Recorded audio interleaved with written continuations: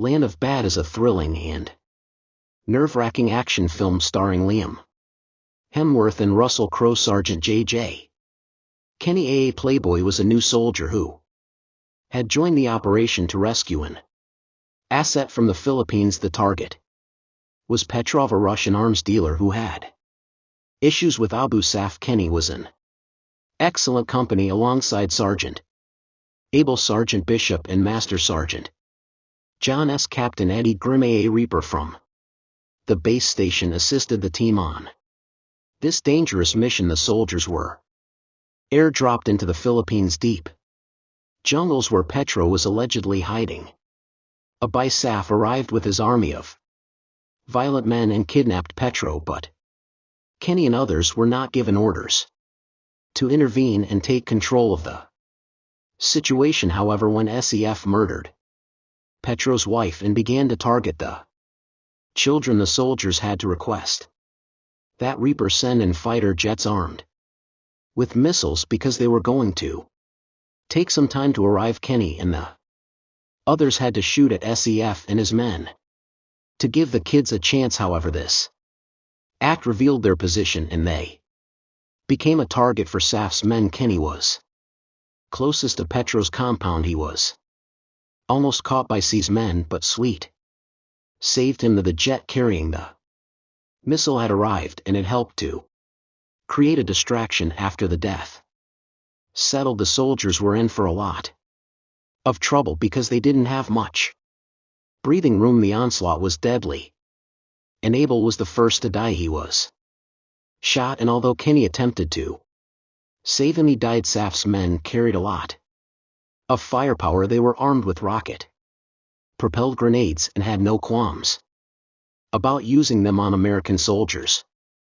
Kenny had survived one such RPG, but he witnessed another focusing on Sweet and Bishop's position. For all he knew, they died on the spot. Kenny was left alone, and his only option was to listen to Captain Reaper, who had satellite vision of the forest and could guide Kenny to a safe location from which a helicopter could be dispatched to retrieve him. Kenny dashed for the liftoff zone, and for a brief moment it appeared that he would survive. Staff Sergeant N.I. assisted Reaper in guiding Kenny, and they worked well together. Kenny had arrived at the location and the chopper had arrived. However, Saf's men arrived just in time, making landing difficult for the chopper. Kenny barely managed to make it to a distant liftoff zone. However, an unexpected drop from a cliff got in Kenny's way, and he ended up in a river. His gun somewhere on the slope. Kenny appeared to be out of luck when two Filipino men saw him and captured him. It's unclear where Saf's men are now, because they did not accompany Kenny to Petro's compound. Instead, they held him hostage in a jungle hut. Kenny must have thought he couldn't be rescued because all of his comrades had died, and Reaper didn't know where the hut was. But miracles do happen, and Sweet went looking for Kenny. He was alive, as was Bishop. They had survived the RPG assault, but Bishop had been apprehended. Sight must have been looking for an escape, and on his way to the liftoff zone he must have noticed the two men apprehend Kenny. Got Kenny out of the hut in the hopes of returning to Petro's base and rescuing Bishop and the asset. They had been dispatched to retrieve the two Filipino men were killed, and Kenny and Sweet planned to use their guns to save Bishop. Kenny contacted Reaper and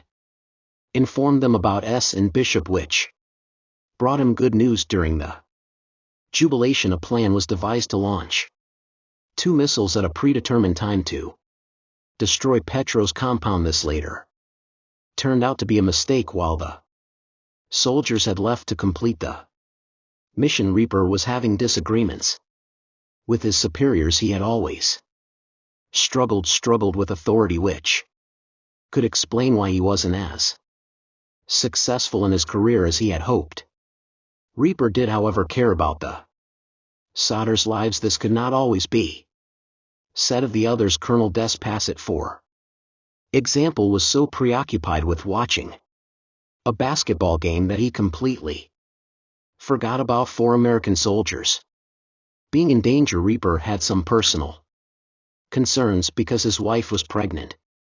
So he had asked the boys watching the game to keep an eye on the common satellite phone in the hall if it ever rang after Kenny contacted Reaper, and the plan to send in the missiles was made. Disbarged in and tried to get Reaper to stop the operation. Reaper only left because Nia would have gotten in trouble as well because she understood Reaper's point of view and intended to speak out against Du's abusive power.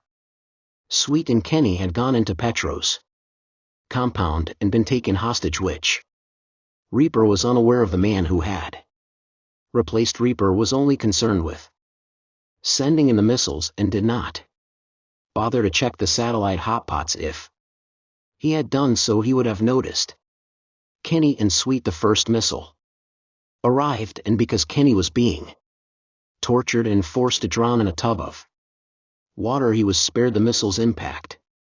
Sight had already been killed by SEF. The men torturing Kenny had died, and he needed to find Bishop and get him out as soon as possible because the second missile was on its way. In his search for Bishop, Kenny came across the asset, a Filipino prisoner who must have had valuable intelligence for the American Army. Kenny did not leave him behind, and together they found Bishop and made a run to get out of the cave they had been placed in near Perof's compound. The second missile was aimed at the cave's entrance, and Kenny knew there was no time to get far enough away from the cave to survive the impact. The only option was to contact the base and asked them to cancel the mission. He grabbed a satellite phone and dialed the common phone in the hall where the boys were already watching the game. In an act of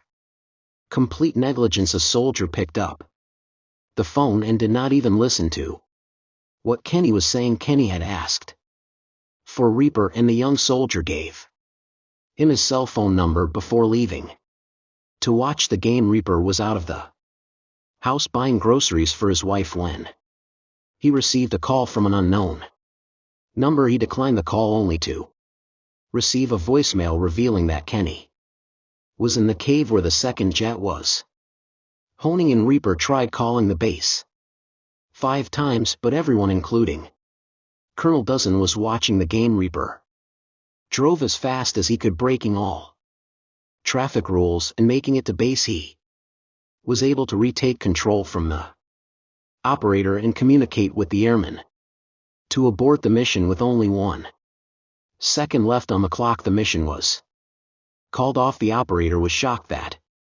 he hadn't checked the satellite feed, which showed Kenny, Bishop, and the asset clearly visible at the cave's entrance. Kenny had already killed SEF while attempting to save Bishop, so there was nothing else that could be done at the compound. They were safe, and all they needed was a helicopter to transport them back to their base in the Philippines. However, Reaper still had something to say to Dozen, the other boys. He broke the TV on which the game was being played and told them they were almost criminally negligent for not picking up the phone. He knew he'd never be promoted and his glory days were over. But he had the courage to speak the truth, which is how he avoided disaster and saved Kenny's life, which in turn saved Bishop's. During the end of Land of Bad, we saw what N.I. had been trying to communicate to Reaper all along. She mentioned her wedding at the start of the film when Reaper discussed his love life. She was attempting to ask him to be the man who would accompany her down the aisle. Reaper had no reason to refuse, not